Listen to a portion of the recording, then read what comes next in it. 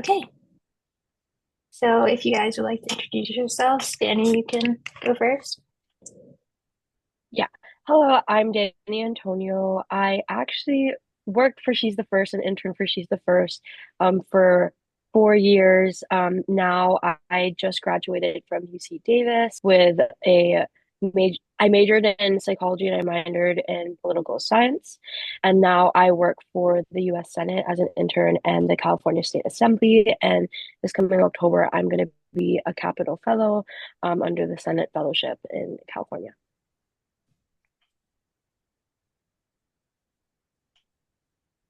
That's amazing. Hi, everyone. I am Samantha Rampersad.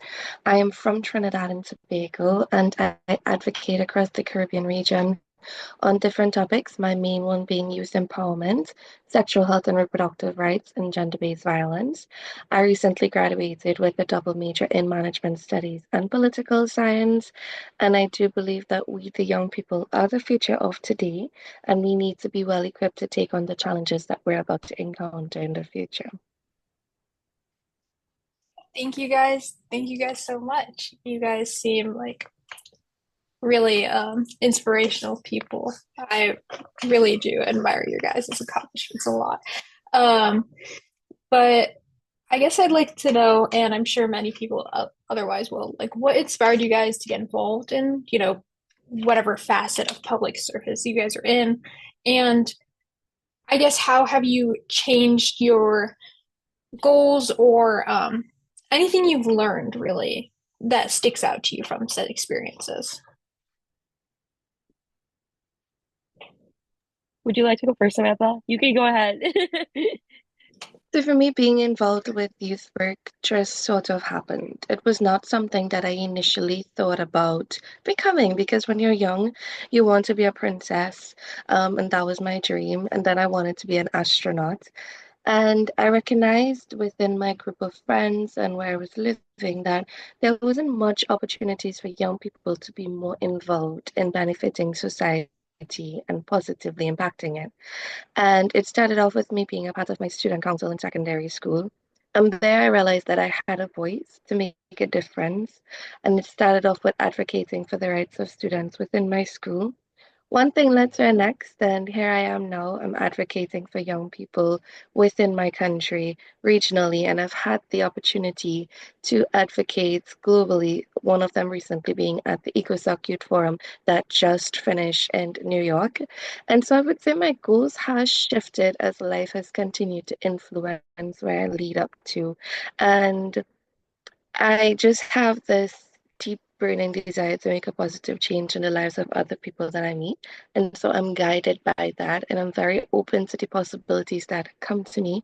I would still love very much to be a princess. I wake up every morning thinking that I am, but I want to be a princess that can continue to make positive impacts and changes.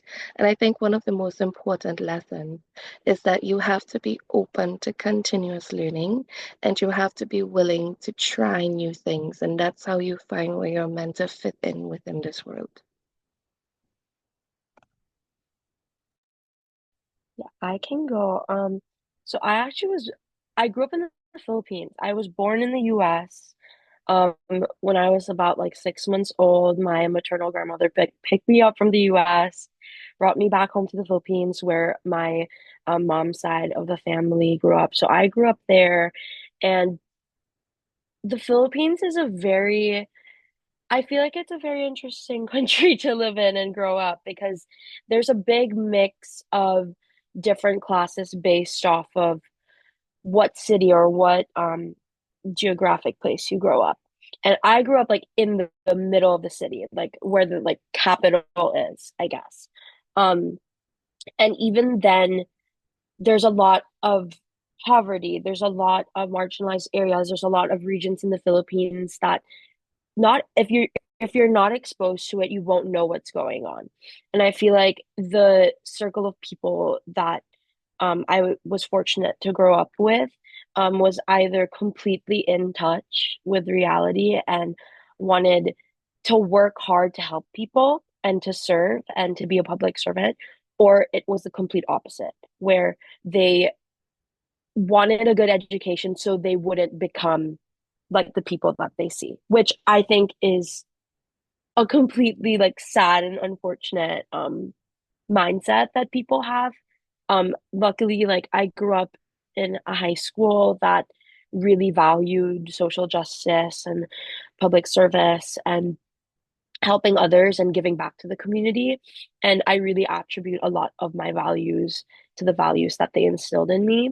It was they talked a lot about transformative education and not just transforming like yourself, but educating yourself so that you can transform other people's lives. And I think that really inspired me to go into the field that I ended up going into. I actually wanted to be a doctor first. I wanted to be an OB. I wanted to bring life into the world. And then when I took my first like biochem class at Davis, simultaneous to like a political science class, I was like, oh no, this is not for me. Like I like too close to the sun. Um, Biochem is hard. I feel like becoming a doctor, as admirable of a field that it is, like I feel like you have to have that passion and that skill to really persevere through it. And I found out early on in like my college career, thankfully, that I wanted to be of better use in a different field. Like I wanted to serve in a different field. So I ended up keeping my psychology degree, but changing it from a BS to a BA. And then I added political science. I ran for Senate on campus. So I was a senator, and it sounds like it's college like student government. Like how crazy can it be? But our student government, they put so much responsibility on 22-year-olds or like 20 to 23-year-olds. It's like a little insane. Like we were in charge of $22 million budget for student services. So we funded the pantry, which is like free groceries for students. We funded like our bus system. We funded like a coffee house that like employed our whole student government employed about like 2,000 students. So we had a big job because I had to vote on legislation that would pass funding and all those things. And a lot of the advocacy that I did really would fall back to She's the First. Because I, again, worked for She's the First for like 4 years of my life. And I feel like the intersectionality of it all and like making sure that we're amplifying people's voices versus like speaking for them. Like we don't want to speak for people. We want to amplify like their stories and what they want to say. All of that like trickled in to my value system coming in to government and leadership. And then in my last quarter of college, which literally like was last month, I graduated like last month.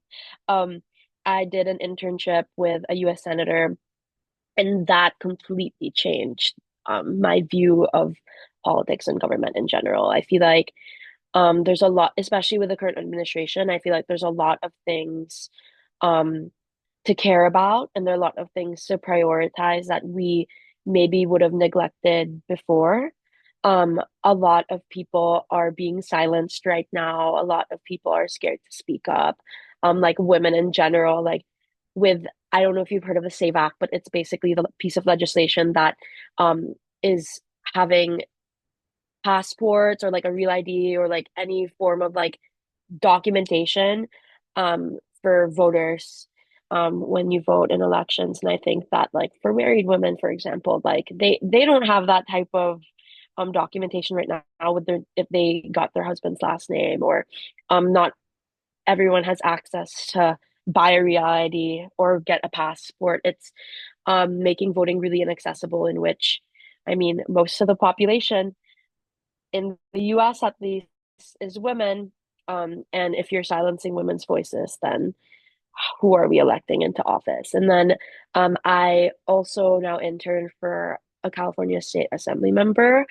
Um, she's the first Phil Am member to be elected into the California State Assembly, which was really inspiring for me, like as you know, Phil Adam, like I was really inspired by her. I followed her campaign all throughout last year. I was super excited when she got elected. And I actually how I got this internship was I cold emailed her chief of staff and I was like, hey, I really want to work for her. Like I really, really want to be a part of whatever change she's making. Um and then they gave me an internship. Like it was so cool. Like I never thought that that was a possibility. Like you cold email someone and then they're like, actually, yes, let's chat. And it felt really good to be heard, and to be seen. So yeah, that's a little bit of my story. And then moving forward, I'm gonna be in the Capital Fellowship as a like my role will be of a legislative aide. So I'm gonna actually be writing policies and writing pieces of legislation, which I think is exactly what I feel like that's the trajectory that I ended up finding myself in, and everything kind of fell into place. So yeah. Yeah, congratulations on graduating, by the way, and all both of you, all the other things you've accomplished. It's really impressive. Um, in terms of like, I know both of you are fairly young, and um, in terms of, I guess, making your voice heard as a young woman specifically, could you talk about that a little bit? Was it difficult specifically for that reason, whether it is being young or being a woman or being both? And I guess what advice you would give to people who struggle with, allowing their voices to be heard in either of those capacities? So in my instance, it's challenging being both a female and being young. So within the Caribbean context, we still try very hard to get young people's voices heard and to have a seat at decision making. I have to say that I'm thankful that I've had the confidence from young to keep pushing and not letting go. And one of the best advice I can give to any young person who aspires to be in any role of leadership is to find a group or an NGO or an organization or even a friend that you can see yourself leaning on, and a friend that also supports you equally as you support them. In my instance, I would have worked with quite a few NGOs and UN agencies, one of them being UNFPA, where I was exposed to the opportunity of, giving feedback on documents and policies that we put forward, and also being able to have a platform to voice my opinion. But it wasn't always just jumping straight into that platform. Before that, I started just advocating with my friends, talking about things like LGBT rights, starting the conversation, going and joining walks on for Women's Day and advocating on my own. And so that I started doing this on my own. And then I was recognized by these NGOs and UN agencies, and I was asked to join them. So it's for any young person that's probably looking on, like thinking to themselves, oh, I'm not in government or I'm not with an NGO and I don't have this position or that position. You don't need a position. You have social media at your fingertips. It's available to you and it's a great place to start. Start by educating yourself on what it is that you want to advocate for. If you have an opinion and it's a burning desire in you and you want to get it out, find ways to put it out. Maybe it's writing an article to your local newspaper to see if it gets published, or to your students' councils, or to your school if your school has a newspaper. You have to start right where you are. Look for the opportunities around you and use that as a building ground to step up. And trust me, if you keep pushing at it and you have the right information, you research well, and you stick and stand for what you believe in, people will recognize, they will hear you, and then they will pull you up as well.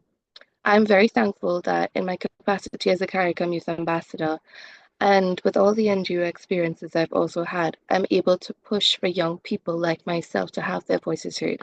And most times, still till this day, we feel that young people are just tokens. They just use us to tick a box and say, hey, young people have been involved in this. But do we truly meaningfully get to contribute to what is being discussed? And that is still a challenge for us. But you have to be strong, to be honest with yourself and with policymakers to let them know you are not taking me seriously. As a woman, as a female, it's also very difficult.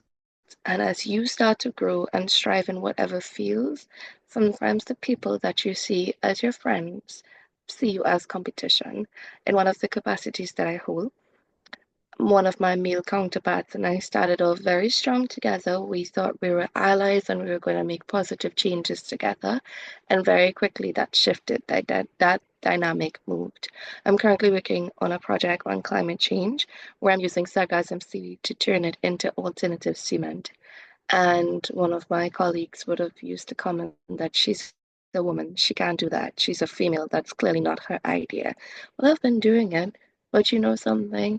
I know often when we talk about gender equality and have these discussions about the struggles that women face, sometimes we segregate ourselves, but we fail to also realize that the men are our allies and so are we their allies.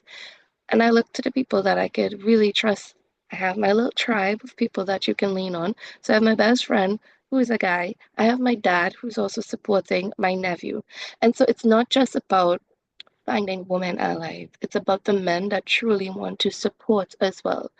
And it's not going to be easy for any young woman in leadership, mainly because, one, as females, we are naturally inclined to be more on our emotional side, and that is a good thing. I'm so tired of hearing people saying women are too emotional. Okay, that is our superpower because we can understand any situation in a way that our men can't. And so that's why we are supposed to work together and not separate ourselves because the strength that I hold, you don't possess it. But then you have these technical skills that you could assist me with.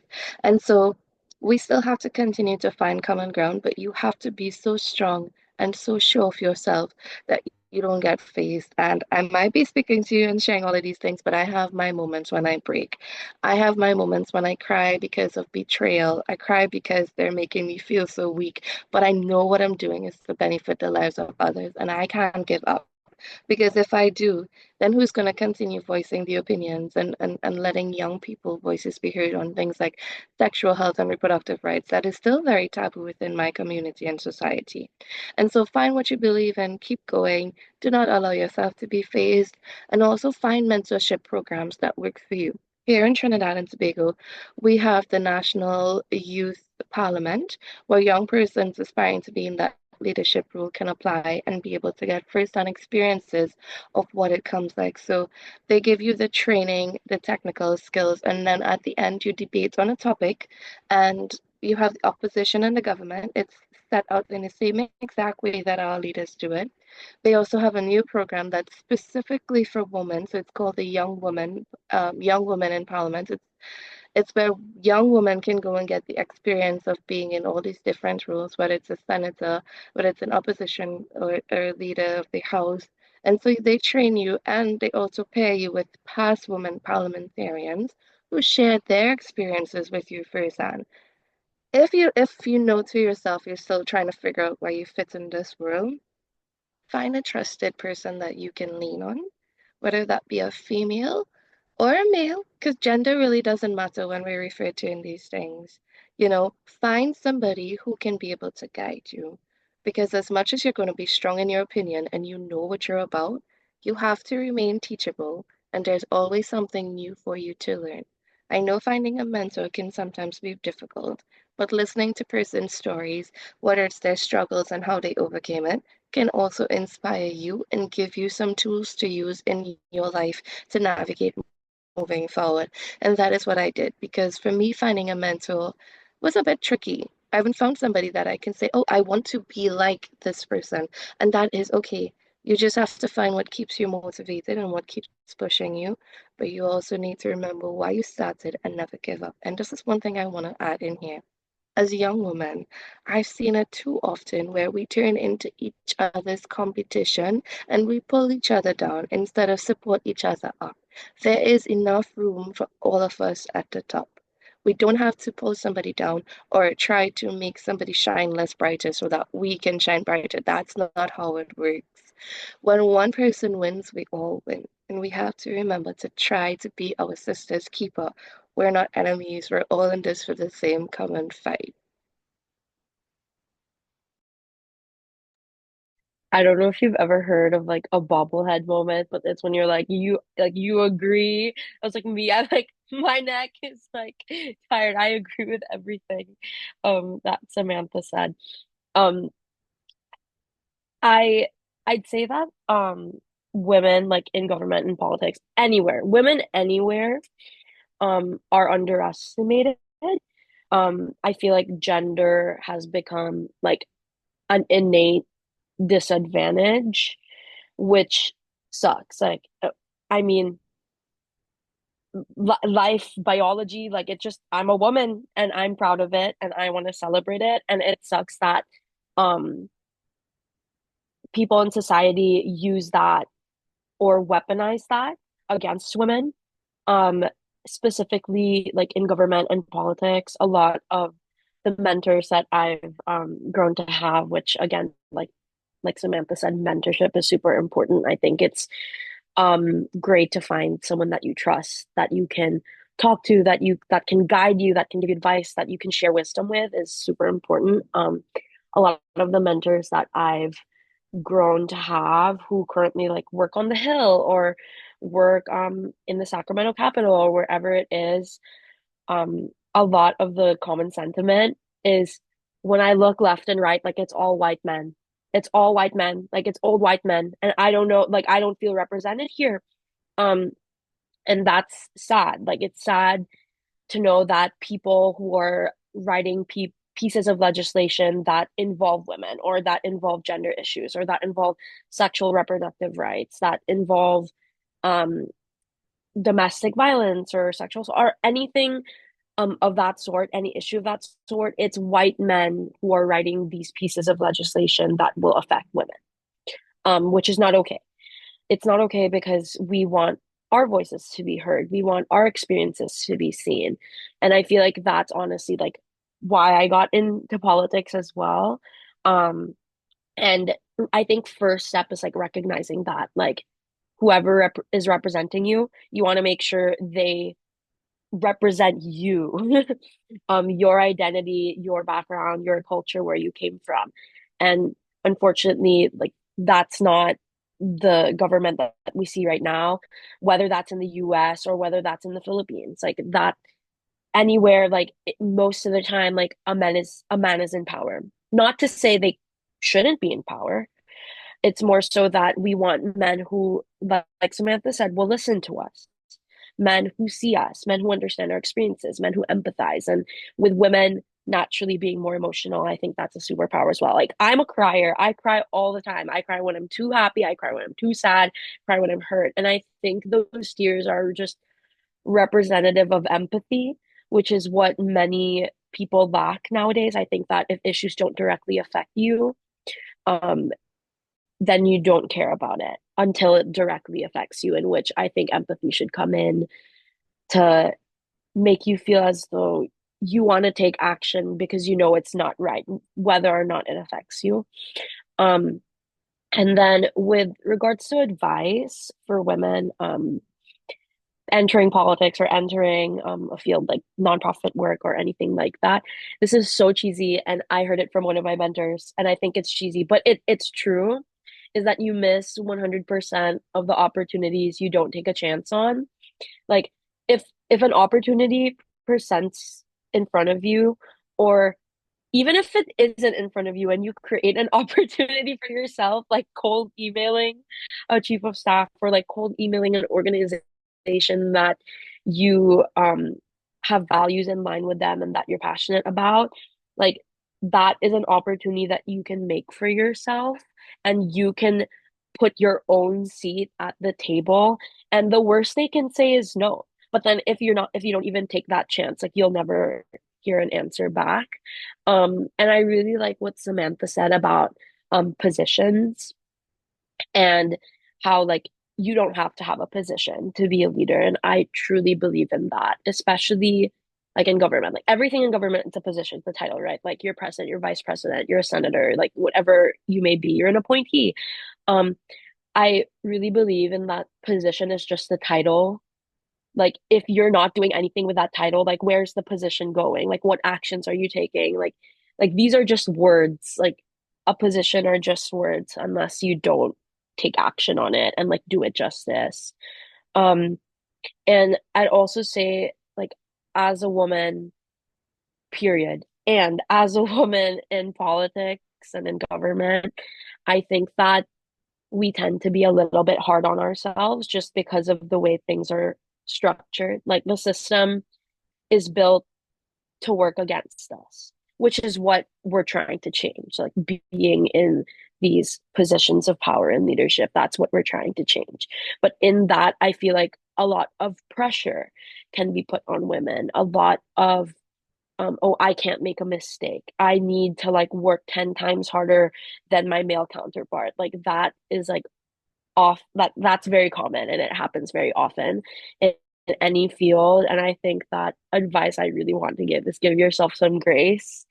Like make mistakes and then learn from them. Like I know it's hard and you just feel a lot of pressure. You feel like you have to work so much more um than people around you, but you need to give yourself grace because like if the glass isn't full, like if the glass is empty and you want to give that water to someone else, like that whole visual, there's nothing to give. So like mental health is important. Like take care of yourself. But yeah. Thank you guys both so much for those responses. They're yeah, wow. Um, my next question is kind of it's for Samantha in kind of inspired by what you were talking about with your experiences advocating for sexual and reproductive health. Um, I guess could you just elaborate on that a little bit, whether that's talking about any adversities you faced or, huge accomplishments you faced in that and, how that went for you generally. Yeah. So sexual health and reproductive rights is not a topic that we discussed very openly within the Caribbean, not just in my country, but regionally. It's still very taboo, and people still shy away from the conversation. We always assume that sexual health and reproductive rights solely refers to the act of having sex, but it goes way beyond that. It's about protection. It also involves family planning, which is simple things that we all need to be aware about. We need to understand how our bodies work as well. And so when I remember when I first started advocating for sexual health and reproductive rights was after I joined the UNFPA Youth Advisory Group within my country. And I showed up for an interview with them in order to be able to join the group. And the discussion of abortion came up. And at that time, I believe I was under 18. So I was a young person coming into the space, and I didn't have much of a informed opinion because it's not something that we talk about. And so while we were discussing abortion, I said, well, I don't think abortion is something that I would support because of my religious view. And to my surprise, they responded with like, that's okay, and we support that. So how can we? And we proceeded. They didn't say, oh, well, that's a big problem because we work with advocating for. They worked with me where I was at. And as I continued to learn about what SHR is, what it means to have rights as women, and as I also grew and developed myself, I understood the importance of women having the right to choose what goes on with them, with their bodies, and the right to choose how their future is going to be shaped and moving forward. I didn't even know what SHR meant when I started, but I learned. I had Google, and I remember Googling what was SHR as soon as I left the room. Now, I want to say I thought that interview went horrible. I was so scared because for me, I really would like to work with the United Nations. It's one of my career goals. And so being interviewed by a UN agency was a huge thing for me. But I was so scared and I was so young. I remember after I was like, oh my God, I'm so sorry if that went bad. I'm so sorry if I was nervous. And they were like, you were not nervous. You were great. Of course, I got an email back a few months telling me that, you were accepted because we had a challenge with the US in terms of the funding. And so the program had to take a slight break until they sort out other things internally. Now, advocating for SHR within my country is still taboo, but we're having the conversation. It's not where we want it to be, but that's where young people come in. So in Trinidad and Tobago, religion plays a huge part. In the Caribbean as well, but I refer specifically back home here. It plays a huge part in everything that we do. It influences policy, it influences how we vote, it influences what type of legislation is passed, it influences what is accepted by society, and what we will condone as well. And so there is a belief within the religious sector that SHR should not be taught to children, again, because of the common perception that it is solely about the act of sex. It is also widely believed that it pushes an agenda for the LGBTQ community, which it does not.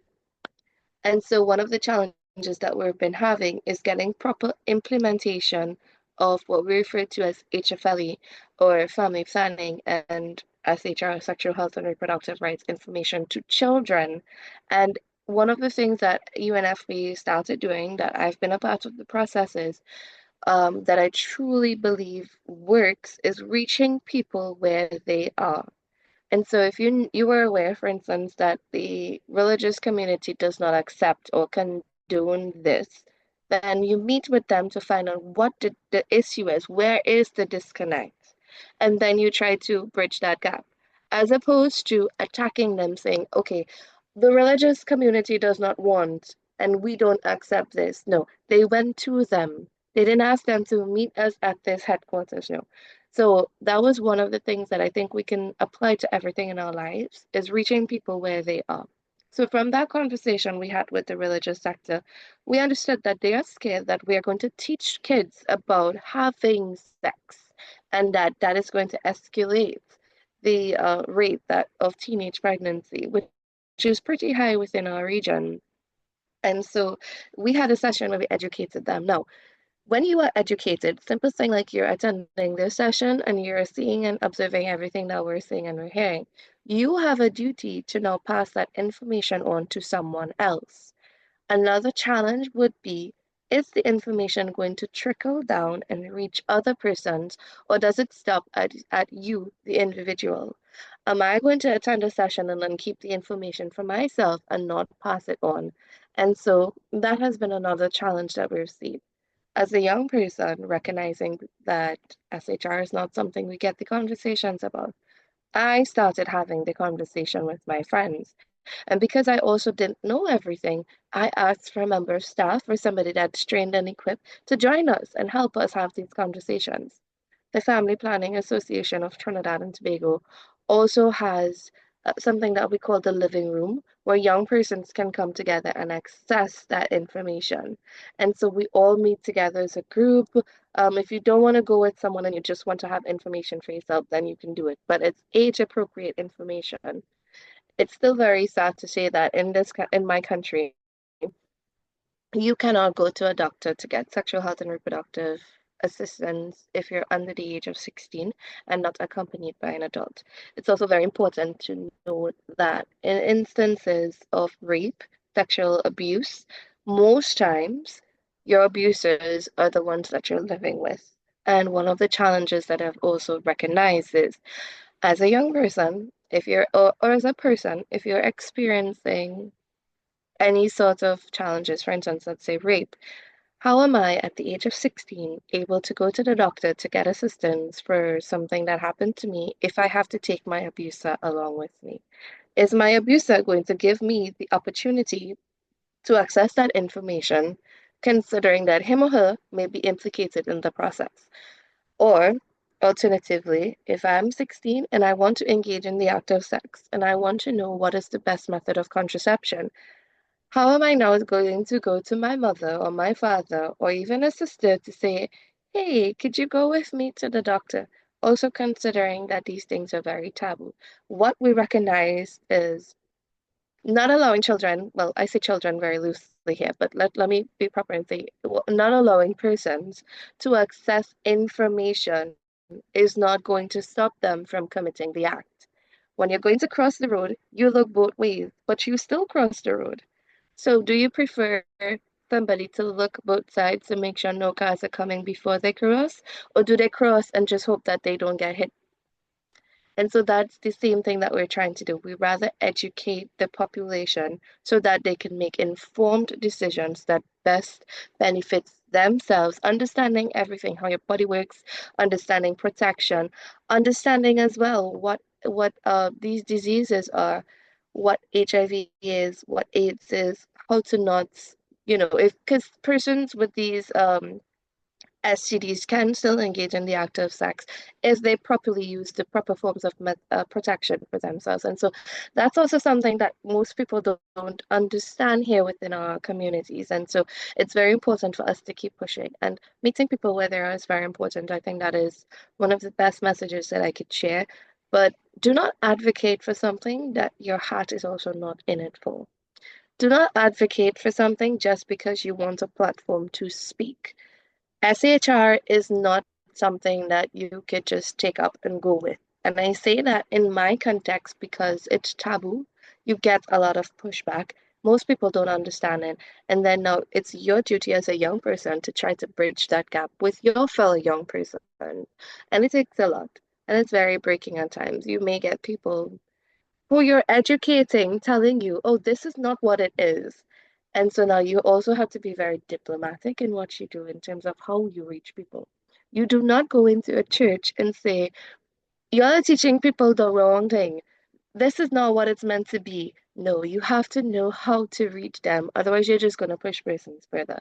So that was the context of doing it at home because I know most of the girls that's going to be looking on would want to start somewhere, and I think it's good to understand how to bridge that. Originally, I do advocate for SHR as well. I, I have joined UNFPA, IPPF, and a few other agencies to advocate within the regional context and then internationally at different forums. And so, again, start where you are, have passion, be informed in what you're advocating for and keep your ground, people will recognize your work. And don't be afraid to put yourself out there, like sending cold emails and saying, hey, this is something that I'm interested in. How can I help? Put yourself out there, and people will see your work. They will take you up. You will be mentored, and you'll have a voice. You already have a voice. It's just about how do you now amplify your voice to be heard.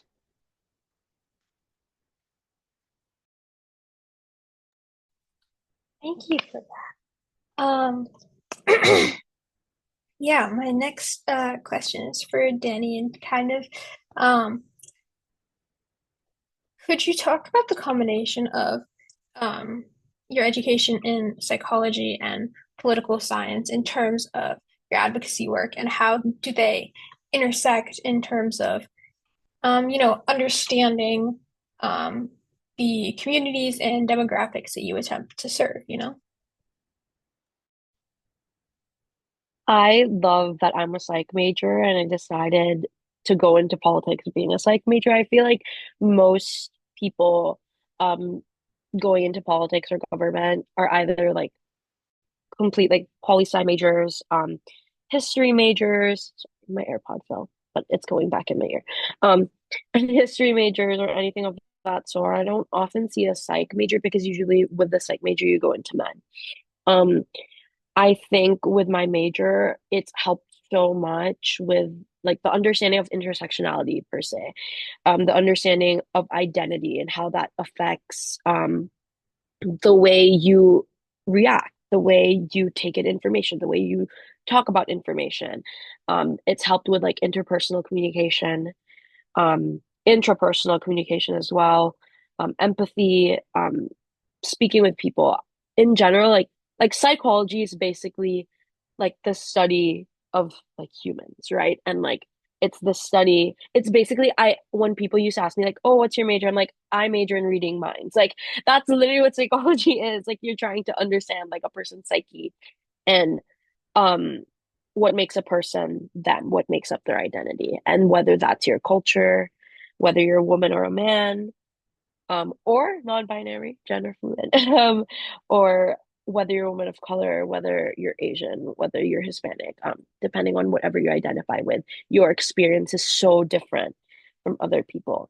And I think it's our jobs as like members of a community, or just people who interact with other people, um, our duty as humans is to understand and to empathize, to put ourselves into other people's shoes so that you can be a better human to another human. That's exactly what humanity is. And in politics in general, I feel like the biggest problem that we have now is like the privatization of like humans and like individuals and people. Like instead of looking at an individual as a human being, we're looking at each other as product. We're looking at each other as business. It's all about money, which sucks. Like it really removes the heart and the humanity that you have to have, especially when you're a public servant. Like your job is literally to serve other people. But if you're treating this job as a position of power where you can do self-serving actions, then that's not what public service is. Um, and I feel like with my major of both psychology and then the minor of political science, I've grown a better understanding of that, a better understanding of first like why people do what they do. Yes, you can be mad at a policy that just got passed at the Hill, but you also have to ask why did that happen? Why did your representative vote yes or vote no?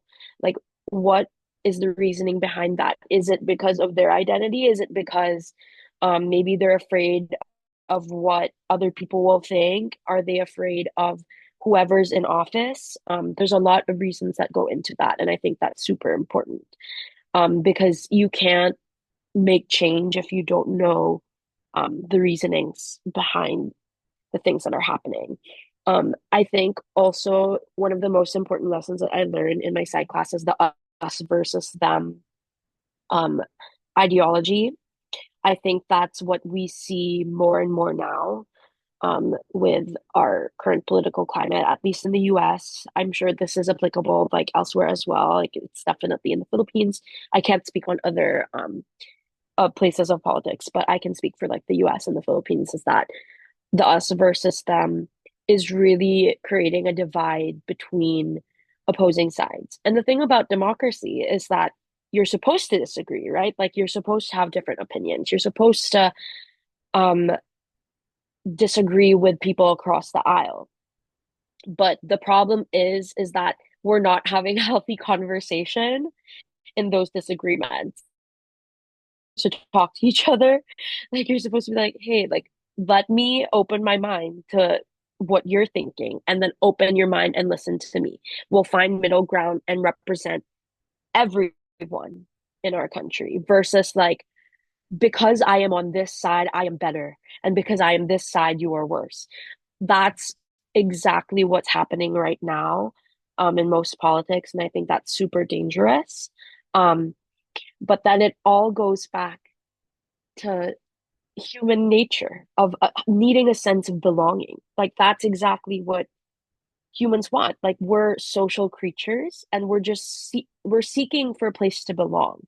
And that's where the us versus them comes into play in politics is that when you find a place where people agree with you and you're able to like let's say hate on another group because you yourself are feeling a sense of belonging in another group, that's what creates polarization. That's what creates political parties and all of that. So I think if there's any advice or like any wisdom that I have that I impart toward myself and that I would like to impart to other people as well is that have those healthy conversations with people you disagree with.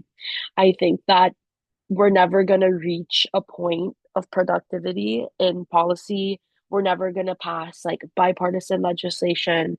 We're never going to be able to represent every single person with the multitudes of identities that they may hold if we don't talk to each other. And it seems so simple, right? Like let's just have a conversation. Let's not hate on other people. Like literally in kindergarten, I think they're like, don't insult, don't bully. Like we need to go back to basics. Like we literally need to be like, hey, let's talk. Let's have a conversation. Um, and that in itself is like the most important part of psychology, I think, that brings into politics is that it really brought me back to basics of what are we as humans? We are social creatures in which we want to belong and we want to help each other. But then it's also in our nature to become competitive, to want more. If you feel like someone is getting more, you feel like that's being taken away from you, and that's not the case. So I think we just all need to breathe, take a pause, and have like healthy conversations with each other because that's where the progress is going to happen. That's where change is going to happen. Yeah, and I mean, on the topic of like intersectional feminism, for the both of you, I know it's perhaps maybe a little difficult to balance the varying intersections of different facets of people's identity with, such advocacy work that you do or aspire to do. Um, so how do you guys like take that into account, or what does it, I guess, mean to you in that way?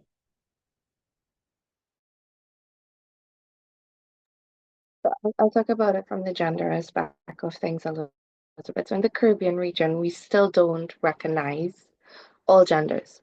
We, in Trinidad and Tobago, our constitution indicates that we recognize men and women, and that's it. Recently, we, about 5 years ago, give or take, we would have abolished one of the legislations we had that prohibited buggery. It was a criminal offense within Trinidad and Tobago, and then it was abolished.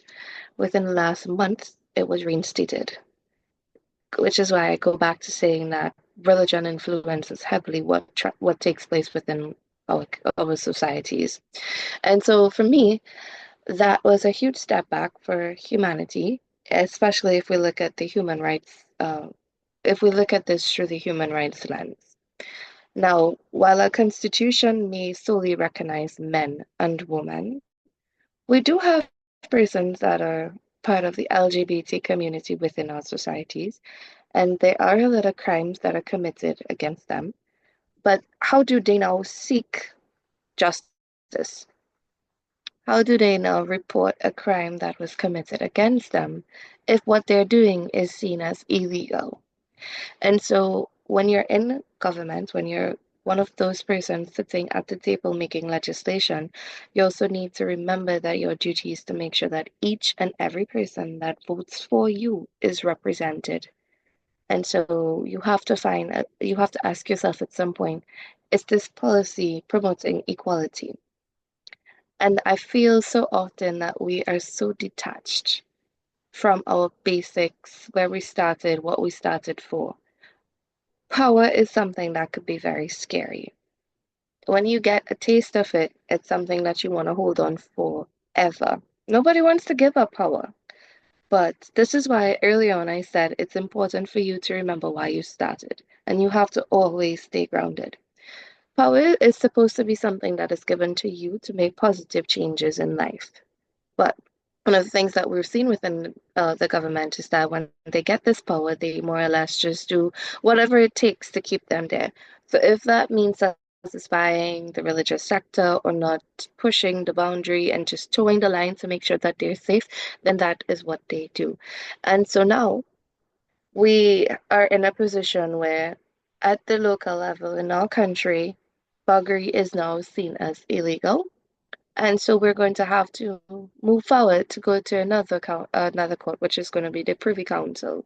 And so now we're going to ask for external help on, hey, is this a human rights violation or is it not? And I think it's a sad situation as well, because we have a population of persons that are being left behind, that are not equally represented. And I wanted to really speak about it as from the gender perspective, mainly because within the Caribbean, it's what we're facing. Now, I know most of the world is more progressive in terms of acceptance, recognition. I saw all gendered bathrooms at JFK yesterday, and I was like, oh, this is interesting. We still don't have those things, and I know it's going to take a while for us to get there, but you have to start at some point. And as a young person who's aspiring to be a positive change, if this is something that you recognize is happening, then how do you get your voices heard? And so you have to find people and partner up and keep going and write to your senators, write to your leaders, let them know, hey, you're leaving people behind. Because most times they don't take a stop to reflect on who's behind there unless they genuinely have a heart and care. I know I was looking to the US in terms of their politics with this abortion situation, and most of them, the persons that were making the decisions were men. How could you have a man making a decision on what it is me as a female I'm going to go through and experience. And I know Daniela also spoke about that. And so representation within your systems is also important. Representation in terms of the amount of women that is sitting at the table and the genders. So it's not just men and women, even though that's what we recognize within our society. Again, we're leaving people behind. So it's a lot of work that needs to happen, but the system needs to change. And I know this is a conversation that has been happening for years, saying the system has to change. But I'm saying this because we as young people get older and we are the ones that sit in those seats. And then people are still going to say the system needs to change because when we get into a position of power, do we actually do what we first said that we wanted to do? Are we truly advocating for the changes that we were pushing when we were 16, 17, or 15, just finishing school and wanting to have our voices heard? Or do we now join everyone else and toe the line and not push the boundary so that we hold on to power, so that we stay like in leadership as much as you want to be liked, because that is how you get people to follow you, to listen you. You have to be unapologetic and afraid. You also have to be unafraid to be disliked, because you can't always be liked. You're not always going to say things that everybody's going to agree with you.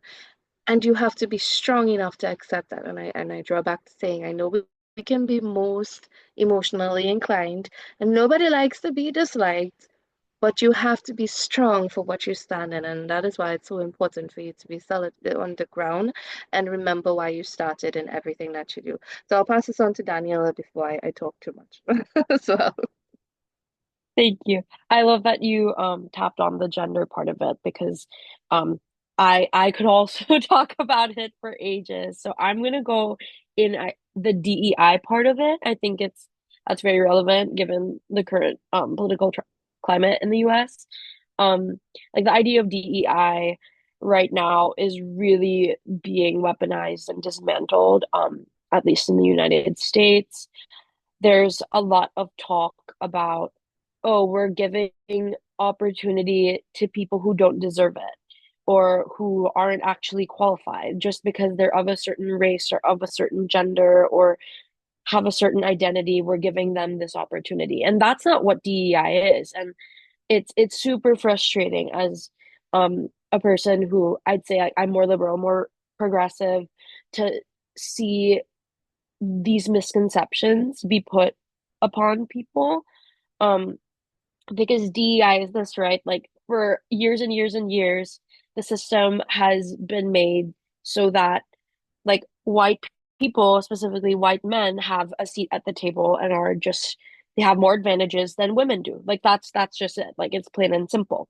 And what DEI does is that we want to create opportunity for more than just white men, for more than just white women, for more than just men in general. Like what happens to people of color? What happens to young people? What happens to people of the LGBTQ community? What happens to immigrants? Like there are so many people who aren't getting equal opportunity because of the identity that they hold, and that's unfair.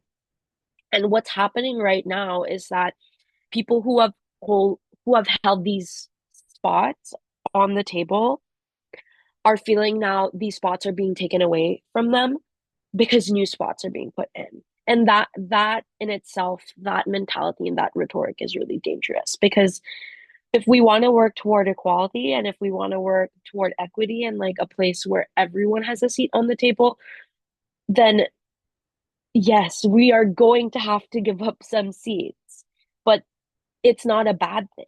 Like that's not a bad thing. There's a place for everyone in every sector, in every field. And if you work hard, if you're um proving yourself to be deserving of that spot, then you should be able to take it, regardless of your gender, religion, culture, background, like immigration status, etc.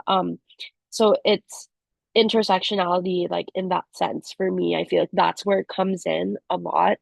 I get a lot of calls. I read a lot of letters, like especially working for the senator. And like what Samantha said, like write to your representatives, call your representatives. I get a lot of people in my like personal life ask me like, does it really make a difference? Like, should I actually like put in that time and effort to call my rep. Like I never thought to do that. It's that's always the response that I get. And I'm like, yes, it does make a difference because I firsthand read these letters. I firsthand like tally these issue priorities up. Like I am the one like keeping a record of everything that people care about and prioritize and want like my representative or your representative to do something about. Um so yes, please write to your representatives and call them. And also with that, I feel like DEI and intersectionality in general um, is just neglected or dismissed um, by people who haven't felt the need to understand it. I feel like if you're in a very privileged position, if say like you grew up wealthy, like you have generational wealth, which is not a bad thing. Like I mean, like great, like if you're fortunate enough to have those opportunities and to have the means to go to college and have a good education and not have to have student loans and student debt, then great. Um, but you also in that position of privilege need to understand that that's not what everyone has experienced. And that's where intersectionality comes in, and that's where empathy comes in, and that's where as women, I think having that sense of emotion and that sense of reaction first versus like being proactive. I think that's a special thing because if we're able to empathize with other people, then I think that we go further in life with having more equal spots on the table than we ever would have had if empathy wasn't there. And in a way, I guess, kind of related to the, calling your representatives. I know I've definitely had the thought before, like, does it actually do anything? So I'm glad to know it does. Um, but in that way, I feel like people are harped on to in school or in media they consume to be active citizens. Like, what does that actually mean, especially as, a young woman in this day and age? Like, maybe you're not passionate about dedicating your whole life to politics, but you still see an issue that needs to be altered. How how do you guys what would you guys say in towards these young women who want to combat that? Okay. So being an active citizen can be very simple, as in you being a part and taking part in your civic duty. It's as simple as voting, showing up and voting and voicing your opinion in terms of who you want to lead you. We're currently heading into elections that would take place on the 28th of April, which is in about 9 days. And we have a lot of young people within my country that believe neither of the parties that are going up for elections is equipped to represent them. And so they feel very hopeless in terms of the options that is available for them. And I hear a lot of them saying that I'm not going to vote because there's not a good choice for me. And so, how do you take part in your civic duty if the choices that are available to you isn't something that you believe in or something that you want to be in your leadership seats. And so that comes back to civic duty and active being active within that realm of things. So you don't have to aspire to be in politics. It's completely fine because everybody cannot be a politician. We really still need doctors, we need lawyers, accountants, we need everybody, you know. So it's you being part of your civic duty. And I will speak for my country and some of the Caribbean aspect here. When the choices that's available to you isn't what you want to want to vote for, being a part of the duty of voting indicates that there's an option, and I know it's not something that I would want to really go out and promote, but I think it's important whether or not the options that are available for you to vote isn't what you want. There's an option for you to spoil your ballot. Now, it's not the best option because you want to be a part of the process, but it's challenging because how do you be a part of the process if the options available isn't anything that you want to choose from? And so I know our voting here might be a slightly different to how you guys vote. I know you have the option to do it electronically. We have to go into polling stations and actually put an X next to the party that we want to vote for. And so I've been having this conversation with quite a few young persons that are saying they're going to put the X outside of the box, which means they are spoiling their ballot, but they're still being part of the process. Now, I'm aware that might appear to be a waste of your time because you have to drive to these polling stations and you're just driving not to vote for any of the parties that's an option on the paper. But at the end, when the election results are counted and collected, they also count the amount of ballots that are spoiled. And that sends a clear indication to the person, so in this instance, it would be the EBC, our Elections and Boundaries Commission, on this is what it was. And now they have to find out, well, I wonder why such a large population of persons would have spoiled their ballots intentionally. And so it's also important for your voices to be heard. If you say, I do not like the options that are available for me because I don't think they have equal representation of women, or they do not reflect the beliefs of our young people that adequately benefits us because we are the ones that are inheriting the society that they leave behind. And you write these things to your senators, to your politicians, in my case, our councillors and our members of parliament, and they read it, they're obviously going to link what you're saying to the actual results. So you don't have to aspire to be a politician, but you should be a good citizen in terms of taking part in your civic duty. Having your voices heard, that's one way. Another thing is reading the newspaper, staying updated with what's happening, what they're discussing, what policies are being discussed in your parliaments that are going to impact your life. And if this is something that you're so strong about, and you think, for instance, I would have mentioned the LGBT, the buggery situation, that legislation. If that is not something that you stand for and you disagree with it, then what are you going to do about it? Are you just going to stay home and let it be, or are you going to take to the streets with your five friends or your group of NGOs and come together and say, hey, this is not what we want. You are violating my human rights. Or are you going to write a paper to your newspaper article or to your senators? What are you going to do? And you have to find what works for you. It's not always being in the seat of leadership. That is not where the true change comes from, you know. We, the citizens, are the ones that drive the change. We are the ones that elect these officials to work for us. But so often we view it the other way. We think as we are the ones working for them.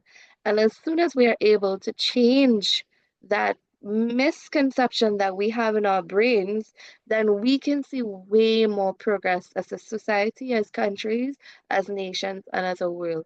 But we have to be strong in what we do. So find what works for you and go with that. You don't have to don't be afraid. You don't have to be a politician. There are other ways to do it. If dancing is your thing, then go out in the streets and do a creative dance that promotes unity, peace, and love. If music is your thing, then sing positively to influence what you believe in. Find what works for you. It's not always at the seat of leadership where the change happens, but the change happens right here, right now, on the ground. It starts with me and you. Yes. Like, that's all I have. Yes.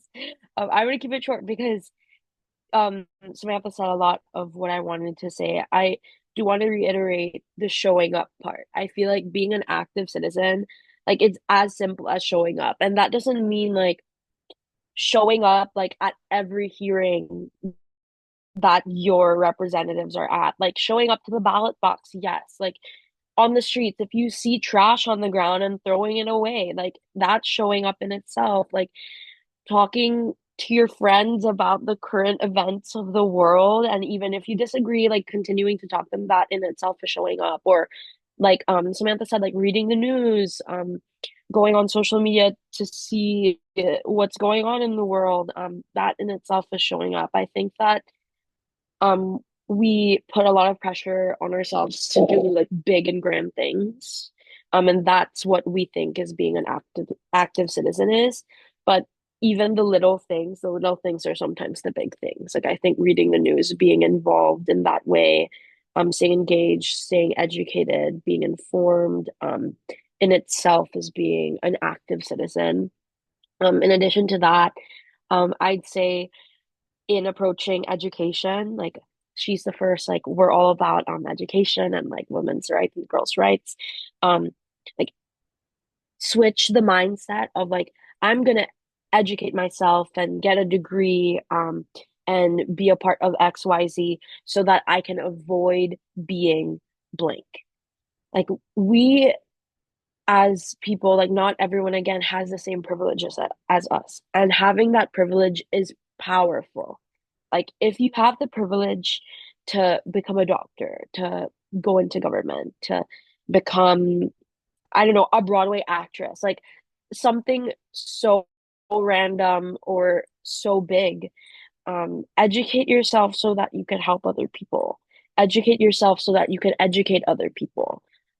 Like whether you're an artist, scientist, researcher, politician, like staffer of a politician, or even if you become like a custodian at your school, like wherever you are, you have power, and that is your privilege to help and educate other people.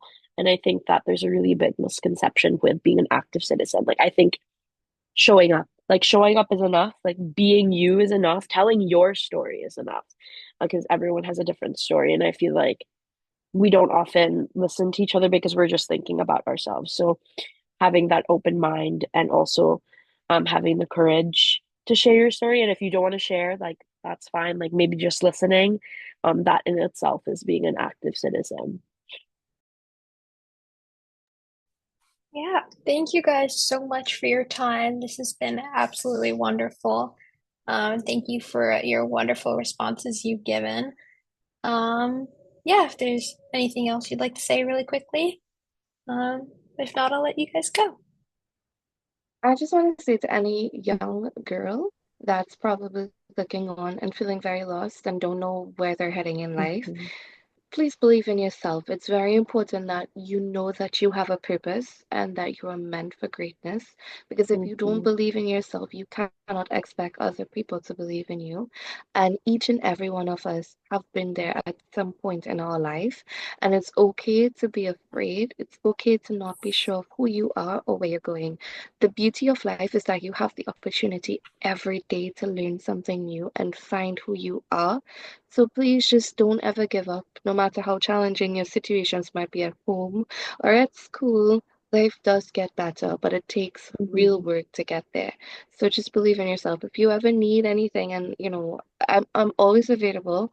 You can get me on like Instagram at Samantha Ramprasad and just shoot me a message. If I'm not able to help you, I will find somebody that can. Mhm. And yeah, just keep supporting each other and believe in yourself. You are that girl. I Or love that. that person, or that person. You are that person. I Yes, love I that. have to be, yeah, you are that person.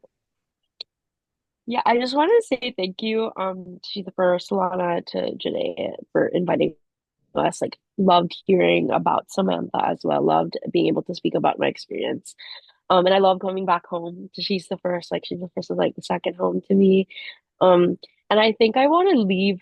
I prepared some like quotes. Like if I was ever asked like what quotes do you live by, like I prepared a few of them, and I do want to say them because I think that um it's important to just like keep that ringing in your mind. They're all from shows, so they're all from like TV shows that I've like loved and just loved to watch. So the first is from The Good Place. Okay, so also this is like in tears. This is like serious, and then we get to like jokes, but like it's for real. Um, so The Good Place, one of the main characters said, like, what matters isn't if people are good or bad. What matters is if they're trying to be better today than they were yesterday. And I think that's really important. I think that, like, again, like putting pressure on yourself to like be the best or to be the best leader there is, to be good, to not be something like that just puts a label on yourself, and it makes everything definite when we're such dynamic humans and everything keeps changing. We like live in the context to which we are in. So I think that we should just aim to be better every day. And then the last two are a little bit like less serious. So the next one is Parks and Rec. I love Leslie Knope. I don't know if you ever watched Parks and Rec. Highly recommend the show. Leslie Knope is like the main character played by Amy Poehler. And she said, winning is every girl's dream, but it is my destiny.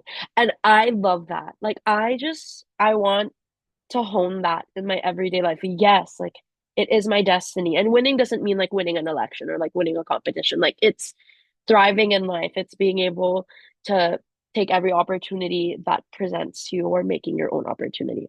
And the last one is the most like unhinged of all, but it's so true. It's from Veep. I love Veep. It's a like comedy, like political sitcom. And Selena Meyer, the main character, says it. And she said, if men got pregnant, you could get an abortion at an ATM. And that one line was just like intersectionality, sexism, politics. Like it says everything about what's happening in the world right now. And this show was out like many, many years ago. Not okay, not that long ago, but like more than 5 years ago. And the fact that it still rings true today is a problem in itself. Like I think whenever I think about that like one liner that Selena Meyer says, I'm like, wow, we're still there. And I think like thinking about that quote like inspires me to push forward. Like we will get to a point where the stigma and the taboo-ness of like these sorts of issues just go away and we're able to actually work toward change. And we are working toward it, but actually like achieving where we want to be. So yeah, those are the three quotes that I want to leave with everyone. Yeah. Thank you so much for having us. Yeah. Thank you guys so much. I'll let you guys go. Thanks all. Bye. Bye.